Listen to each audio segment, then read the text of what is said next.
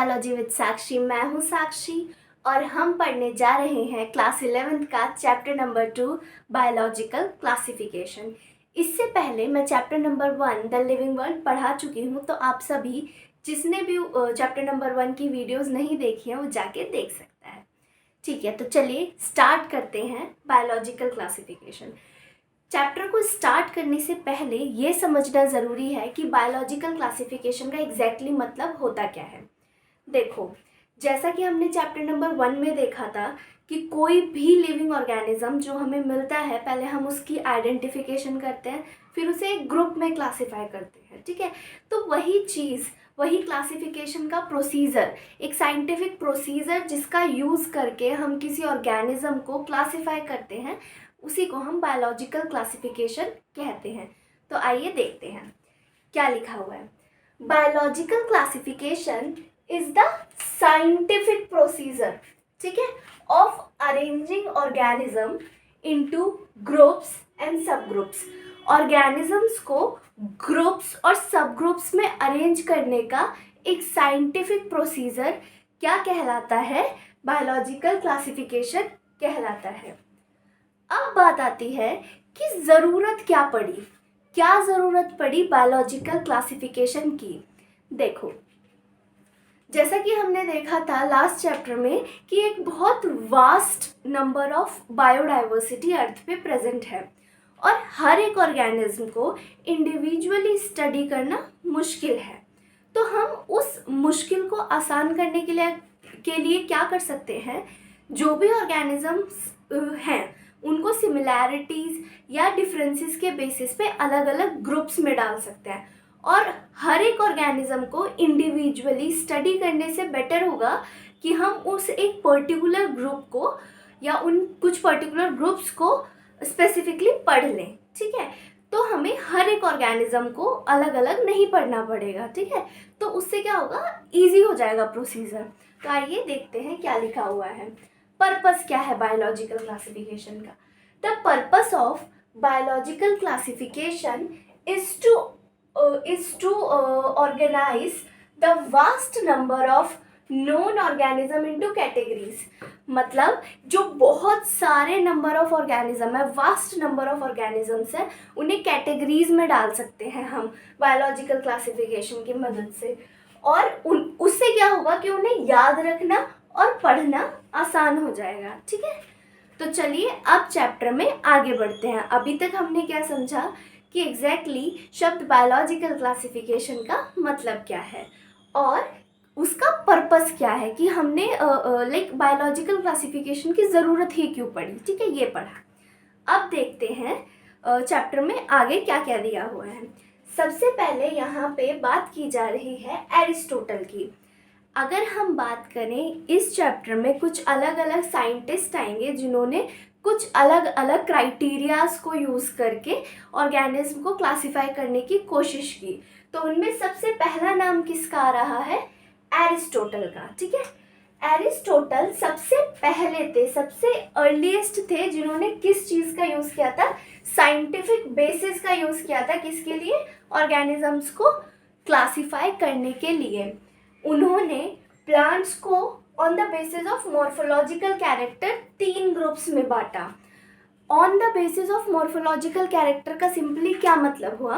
देखो, morphological character वो physical characters होते हैं जिन्हें हम बाहर से देख के ही बता सकते हैं। ठीक है, मतलब हमें उस ऑर्गेनिज्म के इंटरनल स्ट्रक्चर्स को नहीं स्टडी करना, हम सिर्फ आउटर स्ट्रक्चर्स को देख के ही क्लासीफाई कर देंगे। ठीक है, तो उस बेसिस पे एरिस्टोटल ने प्लांट्स को 3 कैटेगरीज दी। The first one is trees, second are shrubs and the third one are herbs. उसी तरह उन्होंने एनिमल्स को भी 2 ग्रुप्स में बांटा। और वो कौन से 2 ग्रुप्स थे, आइए देखते हैं। एनिमल्स को उन्होंने जिन 2 ग्रुप में बांटा वो थे those which had read blood, यानी कि वो वाले ऑर्गेनिज्म जिनके अंदर रेड ब्लड होगा वो एक कैटेगरी में आ गए, और जिनके अंदर रेड ब्लड प्रेजेंट नहीं होगा वो दूसरे कैटेगरी ऑफ एनिमल्स में आ गए। ठीक है, तो उन्होंने एनिमल्स को 2 कैटेगरीज में बांटा। कौन से थे? Those which had read blood and those don't have read blood.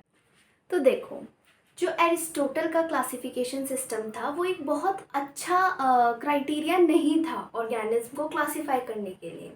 तो उसके बाद जो नेक्स्ट साइंटिस्ट आए वो थे हमारे कैरलस लिनियस। कैरलस लिनियस को हम फादर ऑफ टेक्सोनॉमी या फादर ऑफ प्लांट टेक्सोनॉमी या फादर ऑफ एनिमल टेक्सोनॉमी के नाम से भी जानते हैं। इन्होंने जो किंगडम क्लासिफिकेशन सिस्टम दिया उसको हम क्या बोलते हैं, टू किंगडम क्लासिफिकेशन सिस्टम। क्यों? क्योंकि इन्होंने जितने भी ऑर्गेनिजम्स प्रेजेंट थे उन सभी को दो ब्रॉड ग्रुप्स में बांट दिया। ठीक है, एक था आपका किंगडम प्लांटे और दूसरा था किंगडम एनिमेलिया। और ये किस बेसिस पे इन्होंने डिवीजन किया या डिफ्रेंशिएट किया? On the basis of presence और एब्सेंस ऑफ सेल वॉल। यानी कि जिन भी ऑर्गेनिजम्स के ऊपर सेल वॉल प्रेजेंट थी, सेल के ऊपर सेल वॉल प्रेजेंट थी, उन सभी ऑर्गेनिजम्स को उन्होंने किस कैटेगरी में डाला? किंगडम प्लांटे के अंदर। और जिन भी ऑर्गेनिजम्स के ऊपर कोई सेल वॉल नहीं थी, लाइक सेल के ऊपर कोई सेल वॉल नहीं थी, उन्होंने कैरलस लिनियस ने उन्हें जिस कैटेगरी में डाला उसे क्या नाम दिया? किंगडम एनिमेलिया और एनिमल किंगडम। तो आइए देखते हैं। Carolus Linnaeus give two kingdom classification system. तो पेपर में ऐसे क्वेश्चन भी बन जाता है कि who gave two kingdom classification system और किस बेसिस पे उन्होंने ये दिया, तो आपको पता होना चाहिए। Two kingdom classification system was given by Carolus Linnaeus on the basis of cell wall only. मतलब उन्होंने बाकी सब कैरेक्टर्स को स्टडी किया ही नहीं, जस्ट उन्होंने ये देखा कि किसके सेल के ऊपर सेल वॉल प्रेजेंट है और किसके सेल के ऊपर सेल वॉल एब्सेंट है, और इस बेसिस पे दो ब्रॉड ग्रुप्स में सभी ऑर्गेनिजम्स को बांट दिया। और वो दो ब्रॉड ग्रुप्स कौन से थे? प्लांटे और एनिमेलिया। इसे किंगडम प्लांटे को हम प्लांट किंगडम के नाम से भी जानते हैं और एनिमेलिया को हम एनिमल किंगडम के नाम से भी जानते हैं। बट ये भी एक प्रॉपर कैरेक्टर्स, ये भी एक प्रॉपर तरीका नहीं था क्लासिफिकेशन का। इसके भी बहुत सारे डीमेरिट्स थे। डीमेरिट्स मतलब इसमें भी बहुत सारी परेशानियां थी, ये भी प्रॉपर नहीं था। तो आइए देखते हैं कि क्या क्या डीमेरिट्स इसके थे। देखो, इन्होंने कैरलस लिनियस ने क्या गलती की कि इन्होंने प्रोकैरियोट्स और यूकैरियोट्स को अलग अलग करना था। ठीक है, बट इन्होंने प्रोकैरियोट्स और यूकैरियोट्स को सेम कैटेगरी में ही डाल दिया, क्योंकि इन्होंने तो सिर्फ एक क्राइटेरिया देखा था ना, और वो क्राइटेरिया क्या था? प्रेजेंस और एब्सेंस ऑफ सेल वॉल। तो इन्होंने क्या किया? प्रोकैरियोट्स जैसे कि बैक्टीरिया, ब्लू ग्रीन एल्गी, मतलब ये प्रोकैरियोटिक ऑर्गेनिजम्स के एग्जाम्पल्स हैं, bacteria and blue green algae. और यूकैरियोट्स के कुछ एग्जाम्पल जैसे कि फंगी, मॉस, एंजियोस्पर्म, इन सभी को एक साथ एक ही किंगडम के अंदर प्लेस कर दिया, which is not correct thing. ठीक है, अब देखो, आपको पता ही होगा प्रोकैरियोटिक और यूकैरियोटिक सेल में क्या डिफरेंस होता है। प्रोकैरियोटिक सेल का मतलब होता है प्रिमिटिव सेल, जिसके पास न्यूक्लियस प्रेजेंट नहीं होता, और यूकैरियोटिक सेल एक ऐसा सेल होता है जिसके पास एक वेल डिफाइंड न्यूक्लियस प्रेजेंट होता है। अब बेसिकली ये दोनों अलग अलग कैटेगरीज में आने चाहिए, बट जो कैरलस लिनियस थे उन्होंने उन दोनों को एक ही ग्रुप में डाल दिया, तो ये एक डीमेरिट हो गया इस क्लासिफिकेशन सिस्टम का। दूसरा क्या है, उन्होंने यूनिसेलुलर ऑर्गेनिज्म और मल्टी सेलुलर ऑर्गेनिजम्स को भी एक साथ एक ही ग्रुप में डाल दिया। यूनिसेलुलर मतलब वो ऑर्गेनिज्म जो सिंगल सेल के फॉर्म में एग्जिस्ट करते हैं, और मल्टी सेलुलर मतलब जो बहुत सारे सेल्स के मिलने से बने हैं, जैसे कि हम या कोई और डॉग, कैट, ये सभी मल्टी सेलुलर ऑर्गेनिजम्स होते हैं।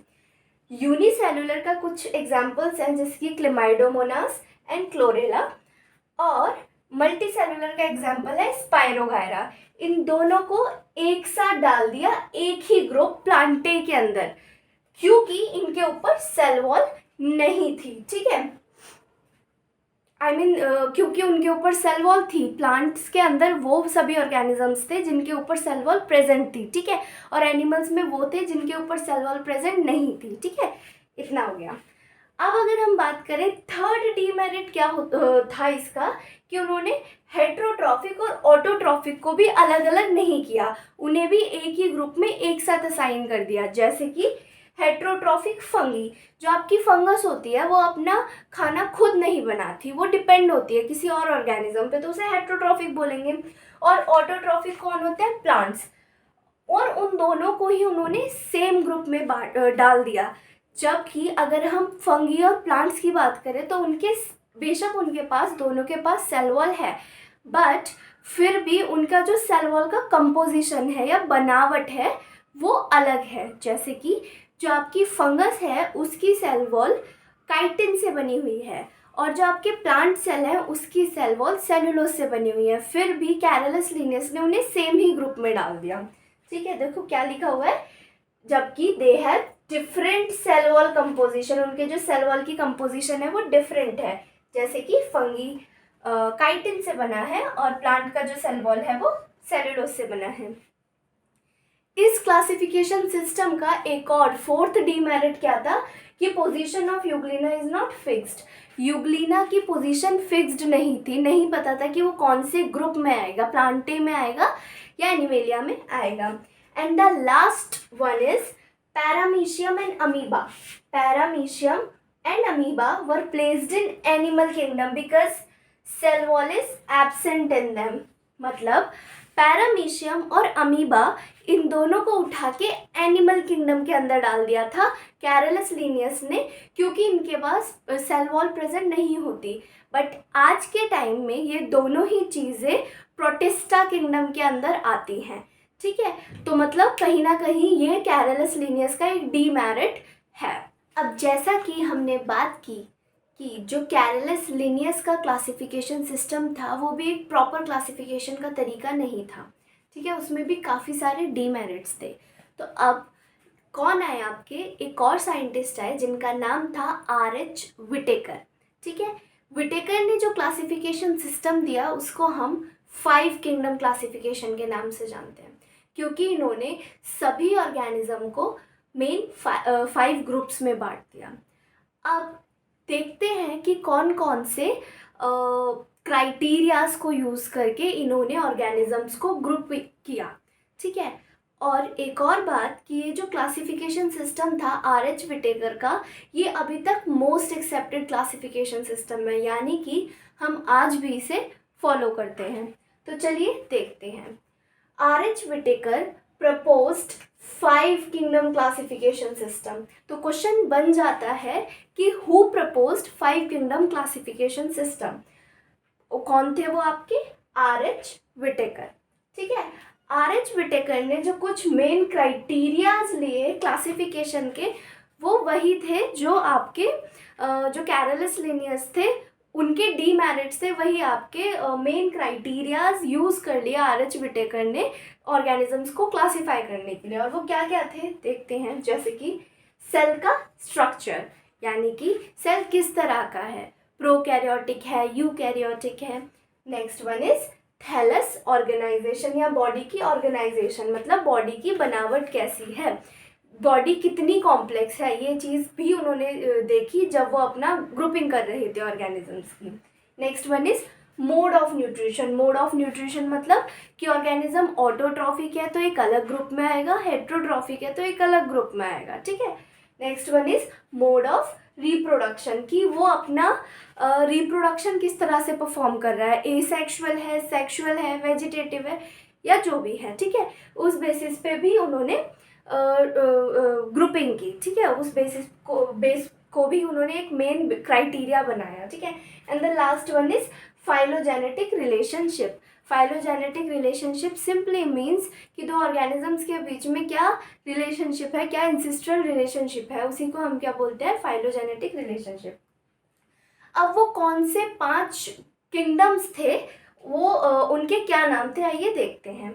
तो सबसे पहला जो आपका किंगडम था वो था आपका किंगडम मोनेरा, उसके बाद kingdom protista, kingdom fungi, plantain, animalia.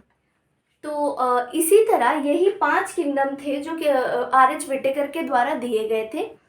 In the coming lectures हम 1 बाय 1 हर एक किंगडम को डिटेल में पढ़ेंगे कि कौन कौन से कैरेक्टरिस्टिक्स वाले ऑर्गेनिजम्स इनके अंदर आएंगे। आज के लिए इतना ही।